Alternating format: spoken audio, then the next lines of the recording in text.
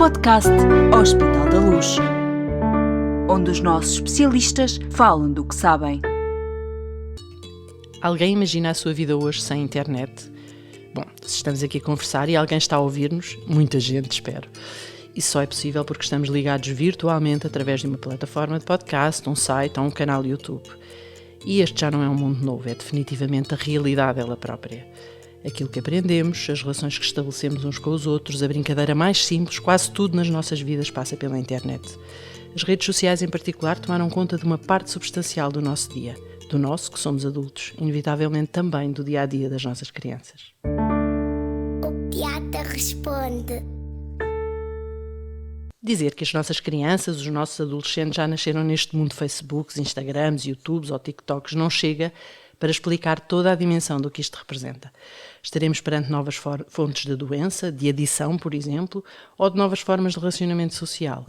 Temos de nos preocupar com esta sensação de excesso de internet na vida dos mais novos, ou a vida deles tem mesmo de ser assim para poderem ter sucesso entre amigos, na escola, num futuro profissional? Estas perguntas não são fáceis de responder, imagino, mas ainda assim vamos tentar desfazer algumas dúvidas. Obrigada, Filipa, por ter aceitado este convite tão desafiante. Obrigada eu pelo convite. Filipa Pancada Fonseca é psicóloga no Centro de Neurodesenvolvimento da Criança e do Adolescente do Hospital da Luz Lisboa e investiga este tema no âmbito do seu doutoramento. Já agora, já tem nome a sua tese? Qual é que é exatamente o tema? Bem, a tese está um bocadinho ligada a isto, é uma área relativamente recente, em Portugal ainda não há muitos estudos, mas decorre daquilo que tem sido também a nossa experiência na clínica dos adolescentes que vão procurar os seus diagnósticos em saúde mental à internet e que depois confrontam, quer seja os psicólogos, os psiquiatras ou mesmo os pediatras, com esses supostos diagnósticos e que nem sempre estão corretos. Por isso é que existem médicos e o Dr. Google nem sempre é de confiar. Bom, fascinante, nós vamos ter que falar disso mais à frente, mas vamos então começar mesmo vamos ao back to basics. Há um excesso mesmo de internet e redes sociais na vida das nossas crianças e jovens, ou não? Aparentemente, se está a estudar esse assunto é porque isso se confirma, mas queria ouvi-la sobre isso. Claro. É assim, a internet faz parte do nosso dia-a-dia, não há como negar. Nós temos vindo a evoluir enquanto gerações, não é? E neste momento estamos já na geração alfa, ou seja, já passámos os millennials, os baby boomers, a geração Z, e a verdade é que quaisquer crianças que nasçam hoje em dia vão ter acesso imediato a tecnologias. Quanto mais não seja, nascem aqui no Hospital da Luz, por exemplo, e vão ter o médico a fazer o seu registro informatizado, coisa que eu, quando comecei a trabalhar há 22 anos atrás, os processos ainda eram todos escritos à mão, em papel, exatamente. E, portanto, é inevitável, nós estamos objetivamente ligados e as crianças, a partir do momento em que se começam a perceber da sua realidade, ela existe e está lá. E, portanto, tem perigos, como tiveram perigos as nossas gerações anteriores e outros eram diferentes. Eu perguntei-lhe do excesso. O excesso significa perigo? É isso? Uhum. O excesso depende do que é que condiciona nas outras áreas da vida. Nós acabámos de sair, quer dizer, ainda estamos numa pandemia e, efetivamente, os ecrãs foram extremamente úteis para ajudar as crianças na sua escolaridade. Eu acho que nenhum de nós consegue imaginar o que teria sido pais e crianças em casa a trabalhar sem terem acesso à internet. É, portanto, uma inevitabilidade nós falarmos também de escola e meios virtuais de ensino e de aprendizagem. Sem dúvida, sem dúvida. Cada vez mais as escolas recorrem a isso. Nós hoje em dia não temos crianças a ir a uma biblioteca procurar enciclopédias para irem buscar o conhecimento e, portanto, o que importa é que elas aprendam como é que o devem fazer. E se efetivamente é neste meio que elas vão crescer, então elas têm que aprender as ferramentas para se movimentarem de forma correta. E talvez seja aí graça que entra a questão do excesso. Portanto, o excesso, se estivermos a falar do número de horas, bem, podemos pensar se elas forem utilizadas da forma mais apropriada, poderemos não estar a falar em excesso. Agora, se estamos a falar de abdicar de ir à escola, abdicar de estar com amigos, abdicar de fazer refeições de forma autónoma, se estivermos a pensar, por exemplo, em crianças também mais pequenas, que é um dos problemas frequentes, aí se calhar sim, estamos a falar de um excesso. Bom, eu cresci com livros e, enfim, por acaso gostava muito de ler e quando tinha tempo livre, lia. Mas não li à mesa, se calhar. Não lia à mesa, claro, mas lia nos tempos livres. A verdade é que os tempos livres, mesmo que a escola deles hoje seja virtual também, e a aprendizagem que eles fazem e a relação que têm com a escola e com os professores seja virtual também, nomeadamente em contexto de pandemia, a verdade é que eles não se cansam dos livros, não se cansam da net, voltam a estar nos tempos livres ligados nas redes sociais, enfim. Como gerir esta questão dos tempos livres também ligados, com eles também ligados, e, enfim, e em tempo de férias, não é? Em tempo de férias escolares, por exemplo, saber que gostávamos que eles fossem para a rua e que fossem ao apanhar sol, apanhar chuva, o que for, claro. Mas eles continuam a preferir estar ligados. Enquanto no meu tempo a maior parte da malta já não queria estar mais livres, os livros são para a escola, agora vou apanhar sol ou chuva. Eu acho que isso também decorre um bocadinho das características de cada criança e de cada adolescente e efetivamente nós aqui falamos de uma faixa etária muito vasta, não é? Porque a pediatria vai dos 0 aos 18 Exato. anos e por isso uma criança de 2 anos ou 3 não pode ter escolhas senão aquelas que os pais fizerem por elas. Se estivermos a falar de um adolescente de 14, 15, 16 anos, já vai ser importante ouvirmos. Mas isso é algo que tem que ser semeado previamente. Nós não podemos de repente chegar a um adolescente de 15, 16 anos e retirar tudo só porque sim, só porque queremos que eles possam ir para a rua ou possam estar com os amigos. Isso é algo que tem que ser fomentado desde cedo. E aí entram coisas tão importantes como a música, as atividades desportivas, as artes, todas as atividades extracurriculares que não passam forçosamente pelo tempo de ecrãs. E, portanto, se nós conseguirmos juntar isto tudo de uma forma harmoniosa, eles vão ter tempo para estar nos seus telemóveis, eles vão ter tempo para estar nos seus tablets, mas também vão ter tempo para ir à praia com os amigos ou ao cinema. Porque, na verdade, se não houver problemas, eu acho que este também é um tópico aqui interessante falarmos um pouco mais à frente, se não houver questões mais estruturais, estou aqui a pensar em crianças mais inibidas, talvez, essas naturalmente preferem recolher-se e estar, o ecrã traz-lhes alguma segurança. Mas se estivermos a falar de crianças e adolescentes sem problemas de desenvolvimento, sem questões mais do foro emocional, eles vão continuar a preferir estar junto com os seus amigos, não é? Não há nada que substitua aquele abraço, aquela palmada nas costas, um brinde ao vivo e a cores, não é? Eu tenho a certeza que já há imensos pais e mães aqui a dizer pergunta, eu já vou perguntar-lhe sobre se devemos impor horários e horas, e agora pode estar no TikTok, mas daqui a uma hora já não pode estar no TikTok, enfim. Mas vamos ainda aqui um bocadinho esta ideia mais geral, falámos de excessos, falámos de perigo, falámos de gestão do tempo nas redes, e eu no início até falei de uma potencial fonte de doenças, a adição, por exemplo. Há mesmo um risco de doença nesta relação com a internet, Existem. enfim, excessivo ou não. Existem. E o que é esta doença? Sim, existem vários riscos. Existem riscos de doença de adição, adição aos jogos, adição à internet, questões mais ligadas às redes sociais, que entram do ponto de vista do desenvolvimento cerebral em questões mais neuropsicológicas, dos sistemas de recompensa e, portanto, objetivamente, existe uma adição, quando existe adição, ela é tão real como uma adição a uma substância, ou seja, aquilo que os estudos nos mostram é que as áreas do cérebro envolvidas na adição, por exemplo, ao jogo, são idênticas às da adição a uma outra substância. E, portanto, vamos ter os riscos que essas adições também têm, ou seja, vai haver um aumento de tolerância ao tempo, por exemplo, que passam a jogar, vai haver irritabilidade, vai haver agressividade, portanto, há uma série de sinais de alerta. Portanto, o risco da adição seria o mesmo do que expô-los ao tabaco e, portanto, sim, mais ou menos naturalmente, ou não é? álcool, e muitas pessoas são expostas e não desenvolvem adição. Okay. E outras pessoas são expostas e desenvolvem adição ao tabaco e depois passam para drogas leves e depois para drogas mais pesadas. Portanto, o risco é um risco que também podemos considerar, em muitos casos, neurobiológico. Há uma predisposição. E há uma relação entre esta interação digital e, por exemplo, temas como a ansiedade, a depressão, está alguma coisa estabelecida já nesse contexto? Não sei bem como perguntar, mas... Sim, é incrível, de facto os estudos têm surgido, eu diria quase diariamente, há estudos que abordam essas áreas. Na verdade, aquilo que nós sabemos é que antes do confinamento já havia uma tendência para um aumento da depressão e da ansiedade nos adolescentes, que tem muito a ver com a geração deles. Tem a ver com questões tão estranhas como, por exemplo, estamos a falar da geração que é mais sensível às questões ambientais, às questões sociais, às questões da tolerância, mas depois são altamente críticos consigo e, portanto, estão sempre a fazer, é verdade. É incrível porque às vezes temos miúdos extraordinários à nossa frente, cheios de competências e que estão sempre a duvidar de si, estão sempre a duvidar daquilo que são capazes. E depois existe a outra parte toda. Vamos, por exemplo, fazer aqui a ligação com as redes sociais, não é? Nós não estamos preparados, eu não estou, por exemplo, nesta conversa. Eu agradeço o convite, no final vou-me despedir de si, mas eu não vou passar a nossa conversa constantemente a elogiar ou a fazer um thumbs up para lhe dizer um like.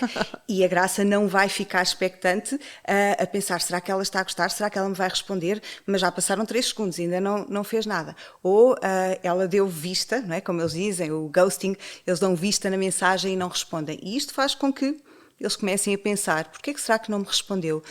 Será que eu falei da forma adequada? Será que não falei?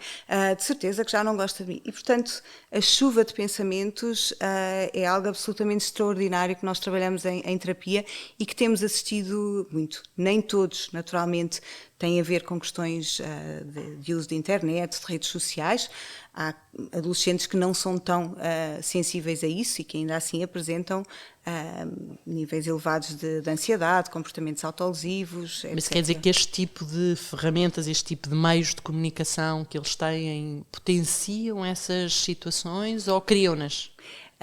Pois, o que é que nasceu primeiro? Sim, exato. Lá está. A galinha ou Aquilo que nós sabemos, por exemplo, vou falar do TikTok, que é uma das redes que eles mais utilizam, e o TikTok tem um algoritmo, e o algoritmo aquilo que faz é, consoante as nossas pesquisas, que podem ser propositadas ou acidentais, portanto eu posso dar com um vídeo de forma acidental e quando vejo esse vídeo fico mais tempo a olhar ou até volto a repeti-lo.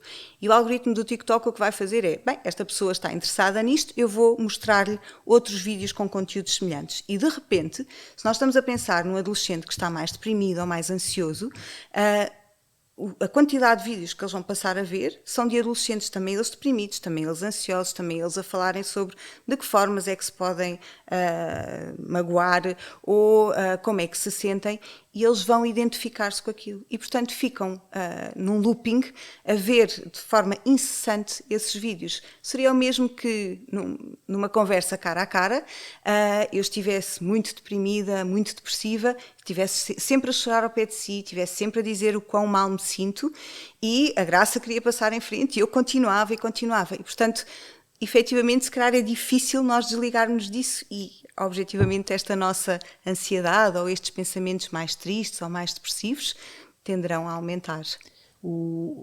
Aqui vou pegar no tema da sua tese.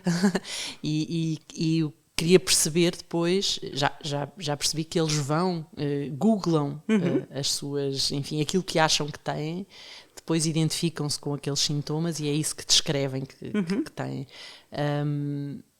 Percebem que, mesmo fazendo tudo isso, na verdade resulta deste looping em que eles estão, enfim, que eles se enfiaram ou não? Esse é um dos papéis que nós fazemos, não é? É um dos nossos papéis, o meu papel enquanto psicóloga e dos meus colegas é precisamente fazê-los perceber, não é? Como é que funciona. Nós temos uma coisa que se chama uma conceptualização de caso, portanto, quando nós temos adolescentes, nós explicamos ou tentamos perceber de onde é que aquilo vem. E, naturalmente, não foi um adolescente que chegou aos 14, 15 anos e por acaso se ligou ao TikTok e que por acaso viu esses vídeos que vai ficar assim. Existem fatores de risco, existem crianças que já são desde pequenas ou que têm menor tolerância à frustração, ou que são mais inibidos, ou que têm menos competências do ponto de vista da inteligência emocional, que têm mais dificuldade em partilhar os seus estados emocionais e em identificá-los, em dizer eu estou mesmo aborrecida porque aconteceu isto. E, portanto, Eu ia lhe perguntar exatamente os sinais de alerta e Sim. já me está a dizer alguns, então. Existem aqui alguns, se calhar, diferenciar entre sinais de alerta e fatores de risco, não é? Claro. Os sinais de alerta são aqueles que nós já conseguimos observar, e aí podemos falar, por exemplo, as crianças que começam a passar cada vez mais tempo fechadas no seu quarto, que começam a desenvolver ou ter uma maior irritabilidade, comportamentos mais agressivos, em que começamos a perceber que existem algumas mentiras, em alguns casos, e porque aqui temos um grande leque, estamos a falar desde o cyberbullying até às questões do jogo, a questões mais da sexualidade, que também é um tema que não é muito falado, mas que é muito perigoso. A exposição muito precoce a conteúdos de índole sexual pode ter consequências graves no desenvolvimento até da própria sexualidade das crianças e dos adolescentes, numa altura em que ainda não estão completamente preparados para enfrentar. Mas eu diria que, grosso modo, estes são, assim, os sinais mais gerais. Se calhar, se estivermos a falar de um problema de adição ao jogo, vamos ter também questões ligadas à parte financeira, de irem buscar cartões de crédito dos pais para poderem jogar mais tempo online, que se calhar no cyberbullying isso não vai surgir, mas, no entanto, podemos estar a falar de um ponto de vista transversal, por exemplo, de um quadro depressivo, ou de um quadro ansioso de base, ou de uma criança que já tem sente que tem um baixo nível de eficácia e de autocontrole sobre si. Portanto, estes sinais são transversais e por isso é que é tão importante perceber exatamente o que é que se passa. E como é que os pais conseguem perceber isso? Eu imagino que a dificuldade seja enorme, não é? Porque estão ocupados, porque a primeira reação é não, enfim, é assim, os miúdos são todos assim hoje e, portanto, porque é que eu me estar a preocupar? Quando é que, se é possível dar um conselho, passar essa mensagem, quando é que eu sei que tenho que agir, tenho que levar o meu filho ao Centro de Neurodesenvolvimento do Hospital da Luz de Lisboa, por exemplo? Eu acho que, se calhar, a primeira coisa é, a partir do momento em que uma criança ou um adolescente tem acesso à internet, tem que haver muitos sinais de alerta, porque abre-se uma porta para o mundo e qualquer coisa pode acontecer a partir daí. Sinais de alerta ou controle parental? Ambas as coisas. E muito numa perspectiva de confiança, ou seja, nós recebemos muitos pais que dão um telefone a uma criança de 10 anos e a primeira pergunta que eu faço, assim às vezes um bocadinho provocatória, então e quais são as regras? Não, então ele pediu, ele queria tanto ter o telefone, então o telefone não vem com regras, então mas se o seu filho pedisse para ir à rua, não lhe ia pôr regras, não lhe ia dizer a que horas é que ele tinha que chegar a casa, não lhe ia perguntar com quem é que ele ia, então quando eles recebem este telefone, que é normalmente uma das primeiras portas que eles têm de acesso ao mundo, tem que vir com esse pacote de regras. E este pacote de regras também é muito importante, primeiro para as crianças aprenderem estas questões da autorregulação, depois para irem conquistando pequenas coisas, não é? E aí, lá está, se calhar não vamos dar um telefone topo de gama a uma criança de 10 anos. Porquê é que a criança de 10 anos precisa de um telemóvel? Bem, há crianças que os pais deixam à porta da escola, vão buscá-las à porta da escola, chegam a casa, têm Wi-Fi. Se calhar fará sentido estarmos a dar um telefone que já tem, por exemplo, capacidade para fazer chamadas, quando é algo que ainda não é uma necessidade. Mas depois os outros também têm e querem fazer um vídeo para o TikTok certo. E os meus colegas, os meus amigos todos fazem, as minhas amigas todas estão no TikTok e eu depois não sei, depois gozam comigo. Claro, e esses são... Estou a reproduzir bem? Está completamente, e é isso que nós observamos. Bem, primeiro, é a velha história, se os teus amigos disserem que se vão atirar de uma ponte, tu também te vais atirar de uma ponte, não vais. E, portanto, também compete aos pais ensinarem esta capacidade de gerir a frustração, não é? E, portanto, que bom, quando a Maria vier cá à casa, gostava muito de aprender sobre o TikTok, gostava mesmo de ver, porque só vais ter TikTok quando eu souber, por exemplo, como é que funciona. E esta é outra das regras de ouro para os pais. Os pais, quando eu lhes pergunto, então, mas que jogos é que o seu filho joga? Há muitos pais que não fazem a mínima ideia. E depois descobrimos que crianças de 8, 10 anos estão a jogar GTA, que é assim, daqueles jogos mais... e que os pais acham que é só tiros e que eles têm perfeita noção do que é a realidade e a ficção. claro que sim, mas existem todas as outras questões ligadas, como falávamos há pouco, à parte do jogo. E, portanto, o primeiro grande conselho é os pais, quando dão acesso, eles precisam de se informar, eles precisam de saber o que é o Minecraft, o que é o Lucas Neto, o que é o TikTok, ou seja, as redes às quais os filhos vão ter acesso, os pais precisam de ter conhecimento e a partir daí fazem o seu julgamento sobre se a criança pode ou não. E estabelecem as regras. Exatamente, estabelecem as regras. Mas estávamos aqui num momento em que se calhar há um problema sério já instalado e os pais têm que decidir que têm que agir, não é? Ou têm que agir mesmo. Como perceber que isto está a acontecer e o que fazer?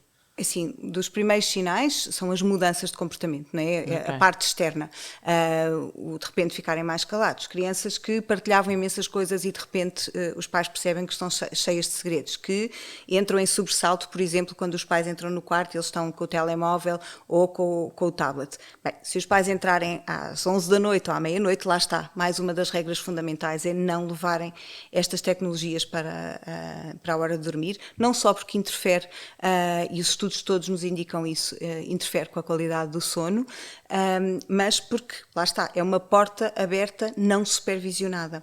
E por isso, quando eles aos 10 anos recebem, ou 11 ou 12, um telemóvel, ainda é fácil dizer o telemóvel fica na sala, ou o telemóvel fica a carregar não sei onde. Mas eu preciso dele para acordar por causa do despertador. Ótimo, vou-te comprar um despertador. Portanto, mas tirar o Wi-Fi, desligar o Wi-Fi a um adolescente é a solução também? Depende de qual é a consequência, não é? Porque se eu estiver a falar, e isto é válido para quaisquer comportamentos de uma criança, nós às vezes temos pais que colocam castigos que não têm nada a ver com o comportamento que eles querem que desapareça, não é? E, portanto, a consequência tem que ser lógica e imediata. Portanto, se um adolescente deixou de fazer as suas tarefas, deixou de estudar porque estava muito tempo ligado à internet, não vale a pena, se calhar, comprar uma guerra, é mesmo importante envolvê-lo também neste processo de tomada de decisão. Mas, em última análise, os pais são quem gere a casa e saberão o que é melhor para os seus filhos. E, portanto, se o adolescente deixou de fazer essas coisas todas, então talvez passe por retirar o Wi-Fi. Se foi por outro motivo qualquer, que não tem nada a ver com a utilização do Wi-Fi, então talvez não faça sentido que essa seja a consequência. Já percebi. Imagino que dependa de um diagnóstico, dependa da situação que é detectada, mas como se tratam depois estas coisas? Tanto no contexto da sua consulta, das vossas consultas, como em casa. O que é que costumam fazer? Sim, o envolvimento parental é sempre fundamental. Os pais são participantes, têm de ser participantes ativos neste tratamento, até porque muitas vezes eles vão ser quem vai estar de alguma forma a controlar, quem vai estar a perceber se as coisas estão a resultar ou não, se de facto o adolescente está mais envolvido, se de facto o adolescente quer sair mais de casa ou, se estivermos a falar de uma criança mais pequena, se já aceita fazer uma refeição sem estar ligado a um telemóvel. E, portanto, os pais vão ser o braço direito e esquerdo e o pé e a perna da consulta. Nos casos mais graves, o tratamento passa sempre pela psicoterapia e, em alguns casos, que infelizmente não são assim tão poucos, mas em alguns casos, um acompanhamento pedopsiquiátrico e também o internamento. E aí estamos a falar dos casos mesmo graves, e quando eu digo casos mesmo graves, estamos a falar de adolescentes que deixam simplesmente ir à escola, que deixam de controlar, por exemplo, o esfíncter e, portanto, deixam de comer. Higiene, sim, claro. Exatamente. A sua higiene, os seus amigos, ficam simplesmente abstraídos de todo o mundo e, nesses casos, sim, existem consultas específicas com internamento. Mas, sim, de um modo geral, a abordagem de primeira linha é psicoterapia e, muitas vezes, a par e passo com consulta de pedopsiquiatria e ou de psiquiatria, porque às vezes é preciso medicar não especificamente para este problema, mas para o problema que pode estar de base. E, portanto, se eu tiver alguém que é muito impulsivo e, portanto, que não mede as consequências, e aqui podemos pensar no cyberbullying, eu postei uma mensagem, eu quis difamar aquela pessoa, eu quis que ela sofresse e não pensei na consequência, se calhar este não foi o único comportamento impulsivo que aquele jovem teve. Já vem de trás, já fazia outras coisas lá para trás e talvez o tratamento farmacológico seja para a impulsividade e não tanto Temos isso tudo para oferecer em termos de profissionais, de consultas no Centro de Neurodesenvolvimento. Do ponto de vista do internamento, não Sim. existe esse internamento especializado aqui no Hospital da Luz. No Centro de Desenvolvimento temos vários psicoterapeutas e temos a consulta de pedopsiquiatria e às vezes também a consulta de desenvolvimento, aí principalmente se estivermos a falar até de crianças mais pequenas, porque podemos, às vezes, o primeiro sintoma, por exemplo, de uma perturbação do espectro autista que possa passar despercebida, tem a ver com um interesse muito restrito sobre um determinado tema que aquela criança só quer ver no computador, ou no tablet, ou no telemóvel, e este pode ser um primeiro sinal de alerta, que a criança mimetiza aqueles sons todos que os bonecos fazem e que só se acalma quando vê aquilo. Portanto, aí poderá fazer sentido começar por uma consulta de desenvolvimento, mas estamos a falar de um adolescente que não tem outras preocupações, mas que pela sua fase de desenvolvimento começou a desenvolver uma série de sinais e sintomas, então aí se calhar faz mais sentido a consulta de psicologia ou de pedopsiquiatria. Filipa, vamos só fazer a revisão da matéria dada, só para ter a certeza que eu não me esqueci de nenhuma pergunta. Tenho a certeza que há imensa gente a querer que eu faça estas perguntas, mesmo objetivamente. Portanto, crianças mais novas, faz sentido impor, por exemplo, um horário no dia para estar ligada à internet e nesse horário, obviamente com regras parentais ou não, enfim, os pais que decidam, impor algumas restrições, por exemplo. Faz todo o sentido, porque as crianças não aprendem a autorregular-se sozinhas e da mesma forma que elas aprendem que numa sala de aula têm que estar sentados, que a sala de aula ou a aula de português demora X tempo e a de matemática Y e o tempo das atividades extracurriculares é Z. E que nas atividades podem correr, mas dentro da sala de aula não, também aprendem, devem aprender, e é esse mesmo o papel dos pais, é ensinar que à mesa não se usa ecrãs. Qual é o grande problema nisto? É que muitas vezes as crianças aprendem por imitação daquilo que vêem em casa. E às vezes é mesmo difícil nós dizermos, conte-me como é que são os vossos momentos de refeição. E de repente temos a mãe a ver televisão, pai no telemóvel, a criança que só come com o telemóvel. Claro, não tem ali a interação naquele momento que é um momento privilegiado. Quantos de nós é que conseguimos estar muito tempo com os nossos filhos quando eles têm idade escolar, não é? O nosso tempo, por excelência, é o horário da refeição, por norma ao jantar, se bem que existem alguns casos... Mas chegam da escola e podem estar meia hora, uma hora no telemóvel ou na internet. Isto, enfim, faz sentido? Faz sentido, depende um bocadinho também da rotina. Contexto, sim, claro, porque claro. Uma das coisas muito importantes é não fazer aquela regra que muitas vezes os pais impõem, que é assim que acabares os trabalhos de casa podes ir. E o que é que acontece? Os miúdos fazem os trabalhos de casa todos a correr porque querem ir jogar.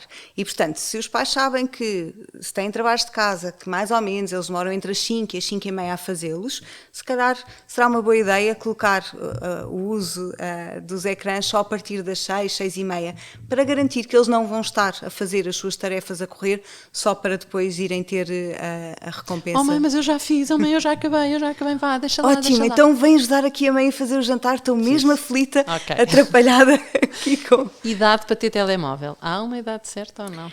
A idade... O mais tarde possível, já percebi, mas... E depende da responsabilidade, depende da maturidade e depende da necessidade. São as ADs todas, não é? Idade, responsabilidade, maturidade e necessidade. Nós temos muitos pais que dão autonomia aos filhos e, portanto, que moram perto das suas atividades extracurriculares e por isso já conseguem ir a pé a partir do 5º ano, 6º. Ali no segundo ciclo é normalmente quando eles começam a ter aqui um salto grande em termos de autonomia e de independência. E, portanto, se é uma criança que já pode ir a pé para as suas atividades, que precisa de telefonar aos pais a dizer já acabei, podes-me vir buscar, se calhar essa criança tem mais necessidade e se calhar até é mais responsável, porque já atravessa uma rua sozinha, porque já se sabe desenvencilhar noutras áreas da sua vida, do que uma criança que os pais levam à porta da escola, que carregam a mochila às costas, que quase que vão para dentro da sala de aula com os filhos e que não lhes dão esta autonomia. Portanto, isso também é uma coisa que as próprias crianças precisam de ir conquistando e por isso eu acho que nenhum profissional de saúde lhe vai dizer que existe uma idade certa, eu diria que nunca antes do segundo ciclo, porque mesmo que as crianças digam, mas os meus amigos todos têm. Pois, mas eu sou tua mãe, não sou mãe dos teus amigos. Eu sei que é uma coisa que nós hoje vemos recorrentemente e com demasiada frequência, na minha perspectiva, que é só a minha, não é de mais ninguém, não comprometo ninguém, mas também percebo os pais querem ir ao restaurante, levam os filhos que são pequeninos e antes deles terem uma birra e desatarem aos gritos e incomodarem toda a gente no restaurante, está um iPad na frente deles, mesmo que até não façam isso em casa, mas naquele momento ajuda a tranquilizar a criança, ajuda a não fazer cenas no restaurante e ajuda se calhar os pais a ter um momento ali de... estão num restaurante, estão a ter uma refeição diferente, ainda que esteja lá o seu filho a ver um iPad. É muito grave fazer isto. É assim, se não for por sistema e acima de tudo que não seja para recompensar uma birra. O que é que eu quero dizer com isto? Okay. Se a criança se estiver a espernear e a dizer mas eu quero, eu faço, não sei o quê, o iPad nunca pode ser a solução, porque senão a aprendizagem que a criança faz é eu se fizer esta birra e se falar um bocadinho mais alto eles vão me dar o iPad e portanto isto funciona. E as crianças são espertas, não é? Eles aprendem. Depois, existe uma coisa excelente, não é? Que são os pacotinhos de canetas e de lápis, que não precisam de ser carregados, portanto nunca tem o problema de falhar a bateria. Eventualmente pode-se partir a ponta do lápis e não escrever tão bem. Que ajuda a trabalhar questões como a metricidade fina, que ajuda também na interação. Agora, se de facto for uma exceção, ok, desde que essa não seja a regra, tudo bem. Desde que noutras circunstâncias existam outras alternativas. E de facto, as crianças, por norma, quando lhes damos um lápis, uma caneta, eles gostam de rabiscar, gostam de jogar ao galo, gostam de fazer algumas coisas. Naturalmente, os pais precisam de estar atentos, não é? E depois já sabemos que vai estar, oh mãe, eu fiz isto, está a giro. Oh pai, eu pintei não sei o quê. Pronto, mas este vem com o pacote de ser pai e de ser mãe, não é? Exatamente. Bom, os mais velhos, já falámos aqui nesta possibilidade de cortar o Wi-Fi ou não cortar o Wi-Fi. Por exemplo, faz sentido não existir um computador ou uma consola dentro do quarto, por uma questão até de controle de tempo, de horários, de não exagerar, não exceder o tempo de exposição a estas, enfim, a estas ferramentas todas, estas comunicações. Mais uma vez, eu acho que vem muito do bom senso e, na verdade, aqui já é um bocadinho mais difícil, principalmente tendo em conta os tempos que nós atravessamos, ou seja, há 2 anos atrás, ou 2 anos e meio, eu diria que, claramente, computadores, televisões fora do quarto, o quarto é para dormir. Claro que às vezes há casas que são mais pequenas e, portanto, as pessoas têm que adaptar e, de repente, se a sala de jantar só tem uma mesa, não vamos estar a encher essa mesa com os computadores ou com as consolas, quando no quarto da criança ou do jovem há essa possibilidade. Eu vou-lhe contar o que é que fazia com os meus. Nunca houve um computador dentro do quarto. O que é que aconteceu? Eles agarravam nos portáteis e estavam estendidos no sofá, o serão todo, enfiados com o nariz no portátil. Claro. Fiquei com a estranha sensação de que não adiantou muito tirar-lhes o coisa. Bom, eu lá tentava interromper, não é? E estabelecer alguma comunicação e algum diálogo com eles, mas na verdade eles passavam o serão com o nariz enfiado no computador. Se calhar devia ter-lhes tirado também o computador. Ou se calhar, se for só esse o momento em que eles estão ali, os seus amigos também estão ligados, portanto, na verdade, eles não estarão a fazer outras coisas, se isso não constituir todos os outros sinais, não é? Se eles não estiverem com alterações de humor, se eles não estiverem mais irritáveis, se eles não estiverem a aumentar consecutivamente o tempo que passam, se eles não escolherem isso em detrimento de outras atividades, então se calhar está a resultar bem. Esses é que são os sinais de alerta. Portanto, quando isso acontece, então se calhar é a altura de colocar um travão. Porque eu tenho um filho com 16 anos e, por exemplo, ele agora o que quer é ir para a praia com os amigos, mesmo aqueles que gostam de jogar. E se calhar, eu acho que os amigos que gostam de jogar online o fazem mais à noite. E agora têm aproveitado estes dias de sol e isso para estarem juntos. E, portanto, eles continuam a preferir estas relações presenciais, assim haja oportunidade. Nós também temos aqui outra questão importante que é o Covid e aquilo que os pais não querem. Ainda há muito medo, não é, associado ao Covid e, portanto, cuidado, usar máscara e isso inibiu e fê-los virem e ficarem mais tempo dentro de casa. Sim, senhor. Bom, eu creio que esta conversa seria sem fim, Filipe. Eu ficava aqui, sei lá até quando, a conversar consigo. Bom, mas temos mesmo que pôr um ponto ponto final. Claro. Mas acho que posso dizer, só começámos a falar deste tema, até porque o da sua tese é muito interessante e vamos ter que voltar cá, não é? Bom, Filipa, o que isto quer dizer mesmo é que nós vamos ter que a convidar a juntar-se outra vez ao nosso podcast. Obrigada. Eu adorei a conversa. Obrigada, também gostei muito. Acho que foi muito rica, acho que nos explicou tudo de uma maneira muito clara. Muito, muito obrigada. E, enfim, conselhos que eu acho que são úteis para todos e alertas para quem possa estar a achar que não há um problema em casa e afinal há. Posso muito só obrigada. acrescentar uma coisa Diga. pegando aí nas suas palavras, Graça, acho que há assim 2 grandes alertas. Um é de facto para os pais e ficarem com esta mensagem de que a partir do momento em que dão um telemóvel ou um computador ou um acesso, eles também têm que estar envolvidos e isso é talvez a coisa mais importante. E muitas vezes os pais não sabem e não há problema nenhum, não é? E por isso existem especialistas e por isso existem os amigos que já têm filhos mais velhos e que eles podem perguntar, olha lá, como é que foi? Puseste controle parental, não puseste? O que é que deixas ou não deixas? E fazer também aqui esta pesquisa. E outra parte importante, eu acho que tem a ver com a consulta de pediatria. Eu acho que o pediatra tem aqui um papel absolutamente fundamental de não se esquecer no seu exame, de quando pesa, quando mede, quando vê como é que está a barriga, como é que estão os olhos, perguntar como é que está a utilização de ecrãs, mas isso felizmente temos assistido cada vez mais, faz parte das perguntas que os pediatras fazem e é absolutamente imprescindível porque é uma forma de os pais também falarem sobre esse assunto. E estarem alertas para isso. Bom, excelentes conselhos. Muito obrigada, Filipa. Obrigada. E nós voltaremos em breve, claro, com novos episódios desta e de outras rubricas do podcast Hospital da Luz. Subscreva os nossos programas e siga-nos na sua plataforma preferida.